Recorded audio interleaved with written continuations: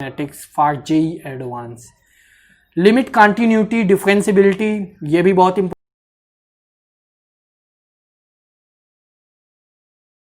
Hello guys, कैसे हो आप लोग। अभी आप लोगों का जेई मेंस खत्म हुआ है। एडवांस के लिए हमने क्या किया था और हम आपके लिए क्या लेके आए हैं और क्या करने से आपका जो जेई मेंस में काफ़ी ख़राब रैंक आया है, 10,000 रैंक आया है, 12,000 रैंक आया है, 15,000, इवन 20,000 रैंक आया है या 2,000 रैंक आया है, तो हर एक लोगों को एक इच्छा होती है, एक मन में लालच होती है कि वो कुछ भी करके जो जेई मेंस में उनकी रैंक है उसको वो ऊपर लेके ही आएंगे एडवांस में। तो hey guys, I am Mayank Shukla from IIT Roorkee. मैं अभी अपने सेकेंड ईयर में हूँ। मैं आप लोगों को ये आज बहुत ही इम्पॉर्टेंट स्ट्रेटजी बताने वाला हूँ और उसके साथ साथ मैं इम्पॉर्टेंट चैप्टर्स को भी बताने वाला हूँ कि जिसको आप 20 दिन के अंदर कितना पढ़ें, कब कब पढ़ें, किस चैप्टर को पढ़ें, किस चैप्टर से कितने प्रॉब्लम्स आपके लिए आएंगे एंड बहुत कुछ वो बातें जो आपको काम आने वाली हैं आपके जेई एडवांस के एग्ज़ाम में 27 सितंबर को। हम मान लेते हैं आप लोगों का एग्ज़ाम 6 सितंबर को ख़त्म होता है। आप लोग 7 सितंबर से जुड़ जाएंगे अपने एग्ज़ाम की फुल प्रिपरेशन में 27 सितंबर तक, यानी 20 डेज का फाड़ू शेड्यूल, चीरू शेड्यूल आप लोगों के लिए होगा कि आपको उसमें बहुत कुछ करना होगा कि ताकि आपका स्कोर बहुत अच्छा हो जाए। तो गाइस, बिना टाइम वेस्ट करते हुए चलते हैं सबसे पहले स्ट्रेटजी के ऊपर कि आपको स्ट्रेटजी क्या रखनी है एंड फिर उसके बाद हम डिस्कस करेंगे कौन से चैप्टर कितने इंपॉर्टेंट हैं। यार देखो, पहले आप चैनल को सब्सक्राइब करो, फिर चलो चलते हैं। चैनल को आपने सब्सक्राइब कर लिया, अब हम आपको बताते हैं। अब सब चीज़ें भूल जाओ, अब ध्यान दो अगले 10 मिनट के लिए वीडियो पर, जो कि आपको अगले 27 सितंबर को रिलीफ देगा। तो यार, सबसे मेन चीज़ जो है कि हमको 7 सितंबर से जुड़ जाना है एग्ज़ाम की प्रिपरेशन में। जो स्टूडेंट 6 सितंबर को एग्ज़ाम दिए हैं, 5th वाला भी 6 बहुत कर सकता है, एक दिन का उसको मौका देके 7th को। बट जो 1, 2, 3, 4 ये वाले हैं, 2, 3, 4 वाले, ये लोग तो 4, 5 से स्टार्ट हो जाएं एग्ज़ाम की प्रिपरेशन में। बट मैं एक्सट्रीम पोजीशन लेके चलता हूँ 7 सितंबर। 7 सितंबर को आपको लग जाना है, उसके अलावा एक दिन भी नहीं वेस्ट करना, क्योंकि इस बार JEE mains and JEE advance के बीच में टाइम गैप काफ़ी कम है। 20 दिनों का ये, जो कि पहले 1 महीने 15 दिन, 1 महीने 12 दिन ऐसे हुआ करता था। अब 20 दिनों का जो आपका हैक्टिक जो शेड्यूल होना चाहिए वो कुछ इस तरह से होना चाहिए कि आप दिन में कम से कम 12 से 13 घंटे मिनिमम स्टडी को दे पाओ, क्योंकि 20 दिनों की बात है अब केवल। अब 20 दिनों का लास्ट चांस है आपको अपनी मेहनत आजमाने का, तो इसमें पूरा करो या मरो वाली पोजीशन करनी पड़ेगी। तो अब इस 20 दिन में आपको 12 से 13 मिनिमम घंटे देने पड़ेंगे, क्योंकि जेई एडवांस अब आपको थोड़ा इंटरेस्टिंग लगाना होगा। जेई एडवांस, जेई मेंस में रटना भी पड़ता था, बट आपको एडवांस में थोड़ा समझना पड़ेगा एंड थोड़ा गेम खेलना पड़ेगा। मतलब कॉपी और पेन का अधिक से अधिक यूज करना पड़ेगा। कुछ भी करना है तो कॉपी को भरो, रफ पेन लिए रहो हमेशा, नोट्स पढ़ते वक्त, प्रॉब्लम सॉल्व करते वक्त, केमिस्ट्री के इनऑर्गेनिक पार्ट को पढ़ते वक्त हमेशा आपके हाथ में पेन एंड कॉपी होनी चाहिए, ताकि आपको एडवांस में जो कॉन्सेप्ट्स हैं उसको सीखने में थोड़ा भी आलस्य ना लगे कि आपके पास कॉपी पेन नहीं था तो उसकी वजह से आपने सोचा ठीक है याद कर लेते। नो, बिल्कुल नहीं, एक एक पॉइंट को समझना पड़ेगा। बायोमॉलिक्यूल में जो स्ट्रक्चर है कार्बोहाइड्रेट्स के, उसको पूरा अच्छे से एकदम अंदर तक, कार्बन किस पोजीशन पे, ऊपर नीचे कहाँ क्या है, सब अच्छे से समझना पड़ेगा। वो तभी समझ में आएगा जब आप खुद से डायग्राम बनाओगे, कॉपी पेन का यूज करोगे। और उसके अलावा आपको टाइम पर्याप्त देना है। सबसे मेन चीज, जो मैं चैप्टर्स आपको लेके आऊंगा उसमें हमने double star and single star chapters को दिया हुआ है। तो डबल स्टार वाले को तो करके ही जाना है आपको, और करने के लिए सबसे पहले क्या उसकी प्रिपरेशन है, अब पहले उस चैप्टर को, नोट्स को अच्छे से पढ़ो। इस बार आपको रटने जैसी कोई चीज नहीं करनी है। जिस चैप्टर में जो चीजें सबसे ज्यादा फेमस है उस चीजों पे आपको पूरा फुल प्रैक्टिस मारना है। जेई मीन्स जेई एडवांस में यही चीज का डिफरेंस है कि जेई एडवांस आपको फुल्ली चुनौती देता है, फुल्ली चैलेंज देता है कि चल तू जानता है यही चैप्टर सबसे इंपॉर्टेंट है और इस चैप्टर का ये टॉपिक सबसे इंपॉर्टेंट है, तो मैं तेरे से इस टॉपिक पे पीएचडी करवाऊंगा। एंड जेई मीन्स चोरों की तरह ढूंढता रहता है कि कौन सी चीज आप नहीं पढ़े हो, हम उसी को पूछ ले उस पॉइंट को। मतलब आप कौन सा पॉइंट नहीं पढ़े हो उसी को हम पूछ ले। एंड जेई एडवांस आपको खुले तरीके से चैलेंज देता है कि आप ये टॉपिक पढ़ो, ये फेमस टॉपिक है, इसको पढ़ो, हम आप पे इससे गेम खेलने वाले हैं।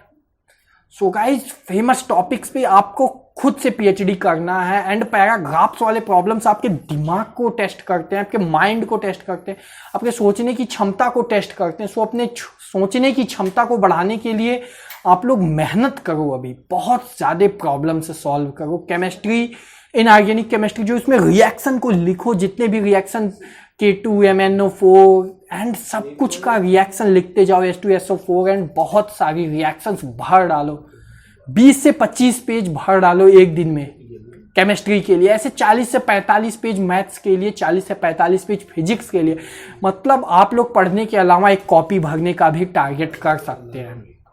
तो गाइस, ये था आपका मोटिवेशन स्ट्रेटजी के लिए। बट अब हम चलते इंपॉर्टेंट चैप्टर्स की तरफ, और हर एक चैप्टर्स में आपको 20 से 25-30 प्रॉब्लम्स अच्छे वाले सॉल्व करने, जिसमें आपको 10 प्रीवियस ईयर के टॉप प्रॉब्लम्स एंड 20 प्रॉब्लम्स जो चैप्टर्स के सबसे टफ हो, या फिर वो फिजिक्स की कोई जो आप तक अभी ने स्टैंडर्ड बुक यूज की हो, नहीं यूज की हो तो सिंगेज को यूज करो। अच्छे अच्छे प्रॉब्लम्स होते हैं फिजिक्स, केमिस्ट्री, मैथ्स में। या तो मैंने जो पहले बुक्स बताई हैं उन सब बुक्स के क्वेश्चंस को यूज करो। अगर बुक्स नहीं पता है तो आप लोग मैसेज करो, कमेंट बॉक्स करो, इंस्टाग्राम पे फॉलो करो, वहां हमसे पूछ लो स्पेशली कौन सी बुक चाहिए, क्योंकि इस वीडियो में इतना टाइम नहीं कि हम आप लोगों को पूरा बुक्स वाला भी वीडियो बताएं। बट अब हम चलते हैं, आपको ये जो मैं चैप्टर्स आप लोगों के लिए तैयार करके लाया हूं, मतलब पूरे चैप्टर्स जिनको मैंने फील किया है और दोस्तों ने भी फील किया है कि ये बहुत इंपॉर्टेंट चैप्टर्स हैं, इस पे आप लोगों को अच्छी मेहनत करनी चाहिए। तो हम सबसे पहले आपकी स्क्रीन पे फिजिक्स का चैप्टर दिख रहा है जिसमें थर्मोडायनेमिक्स। यार इंटरेस्टिंग कहानी आप लोगों को बताता हूँ थर्मोडायनेमिक्स के साथ। जब मैं 12th में था तो मेरी इतनी अच्छी प्रिपरेशन नहीं थी, बट मैं फिजिक्स का थर्मोडायनेमिक्स भी नहीं पढ़ा था और केमिस्ट्री का थर्मोडायनेमिक्स पढ़ा था। तो मैं केमिस्ट्री वाले थर्मोडायनेमिक्स के, फिजिक्स के थर्मोडायनेमिक्स के 3 प्रॉब्लम्स कर डाले। सो आप समझ सकते हो इजी प्रॉब्लम्स आते हैं और आते ही आते हैं। सो आप थर्मोडायनेमिक्स को पक्का पढ़ के जाना। इलेक्ट्रोस्टैटिक काफी इजी है। इलेक्ट्रोस्टैटिक्स में केवल इंटीग्रेशन वाला आपको आना चाहिए कि कितना चार्ज जो वेरी कर रहा है उस हिसाब से आपका इलेक्ट्रिक फील्ड आर के टर्म में, रो के टर्म में, जिसके भी टर्म में इंक्रीज डिक्रीज कुछ भी हो रहा है उस चीज पे आपको मैच खेलना है। फिर मैग्नेटिक्स भी काफी इंपॉर्टेंट है। इलेक्ट्रोमैग्नेटिक इंडक्शन उसके बाद मैं रखा हूं। फिर अल्टरनेटिव करंट एक प्रॉब्लम्स आता ही आता है। Current and capacitance, atomic structure, radio activity, rotational motion. आपका जो रेडियो एक्टिविटी है वो केमिस्ट्री में भी काम आएगा। आपको फंक्शन लिखना पड़ेगा। डिफरेंशियल इक्वेशन एक बार आपने बना लिया ना कि dN/dt इज इक्वल टू कितना उत्पादन, कितना प्रोड्यूस, सब कुछ हो रहा है, आप उस इक्वेशन को लिख लिए एक बार, तो रेडियो एक्टिविटी चैप्टर आपका खत्म हो जाएगा। तो ऐसे आप सब चैप्टर्स में आपको फेमस टॉपिक मिल जाएगा। आप एक साल पढ़े हो तो आपको पता होगा कि इस चैप्टर का फेमस टॉपिक कौन है, तो उसी टॉपिक पे आपको मेहनत करना। मैग्नेटिक्स में सबसे ज्यादा फेमस टॉपिक है इलेक्ट्रॉन्स का जो मोशन करता है एंड मैग्नेटिक फील्ड निकालना। 2 ही फेमस टॉपिक है, आपको दोनों पे ही वो घुमा के ले आएगा प्रॉब्लम्स। फिर उसके अलावा अल्टरनेट करंट, इलेक्ट्रोमैग्नेटिक इंडक्शन, ये सब भी बहुत ज्यादा इंपॉर्टेंट है। अब हम केमिस्ट्री में फिजिकल केमिस्ट्री की बात करें, आपकी स्क्रीन पे आ रहा होगा सॉलिड स्टेट को हमने सबसे पहले दिया है। एंड सॉलिड स्टेट में चीजों को नहीं याद करना, आपको एटम्स को अज्यूम करना कि कौन सा एटम्स किस कोने पे होता है और खुद से मैथमेटिकल कैलकुलेशन करके निकालना है कि इतना इतना इतना। And chemical kinetics just like as a radioactivity in a physics, कि केमिकल काइनेटिक्स में भी इक्वेशन लिखना है डिफरेंशियल एंड खुद उस डिफरेंशियल इक्वेशन को सॉल्व करना है। निगेटिव एंड पॉजिटिव चिन्ह का विशेष रूप से ख्याल रखना है। ये नहीं कि डेरिवेशन करते समय निगेटिव आया तो अपने मन से निगेटिव लगा दिए, तो पेपर में पक्का है आपकी फटेगी। इसलिए आप लोग निगेटिव एंड पॉजिटिव साइन को भी ध्यान से चेक करें कब निगेटिव लग रहा है। आयनिक इक्विलिब्रियम टफ चैप्टर है, बट थोड़ा सा अगर डेरिवेशन आप ध्यान से करोगे तो बहुत आसान चैप्टर होगा एंड नंबर देने वाला चैप्टर होगा आप लोगों के लिए। Electrochemistry, ionic equilibrium, electrochemistry solution, easy chapter, only formula based, थोड़ा थियोरिटिकल पार्ट है, इसको घट के रखना। सरफेस केमिस्ट्री, ये मैं भूल गया हूं लिस्ट में, बट अभी मुझे याद आया, ये भी इंपॉर्टेंट चैप्टर्स है केवल थियोरी याद करने के लिए। रेडॉक्स रिएक्शन गैसेज, आपके ऊपर है, आपको याद करना है कि नहीं करना है, पढ़ना है कि नहीं पढ़ना है, आपके टाइम पे डिपेंड करता है। आईओसी में बात करें तो chemical bonding most important chapters है पूरे केमिस्ट्री में अगर देखा जाए। P block, S block, D block and its compound. P block, S block या डी ब्लॉक, तीनों ब्लॉक की अगर हम बात करें तो इसमें जो कंपाउंड्स होते हैं like as H2SO4, KMnO4, K2MnO4, इन सबकी प्रॉपर्टी, इन सबके रिएक्शंस याद करने ज्यादा जरूरी। K2Cr2O7 इसका रिएक्शन हुआ, तो compound and it's reaction is very important in D, P and S block. Coordination compound आप लोग खुद जानते हो कि सबसे ज्यादा इंपॉर्टेंट अगर केमिकल बॉन्डिंग के बाद कोई चैप्टर है तो वो है coordination compound for JEE advance, क्योंकि इसमें ही थोड़ा याद करने वाला पार्ट कम होता है और थोड़ा कैलकुलेशन वाला पार्ट होता है। सो आप लोग कोऑर्डिनेशन इंटरेस्टिंग है, आसान है एंड जेईई एडवांस के लिए सुटेबल चैप्टर है। मेटलर्जी आप लोग जानते हो घटने वाला चैप्टर है, जितने भी प्रोसेस होते हैं सब प्रोसेस के एक एक रिएक्शन अच्छे से याद होना चाहिए एकदम ध्यान से, इसमें थोड़ा ध्यान देने की जरूरत है।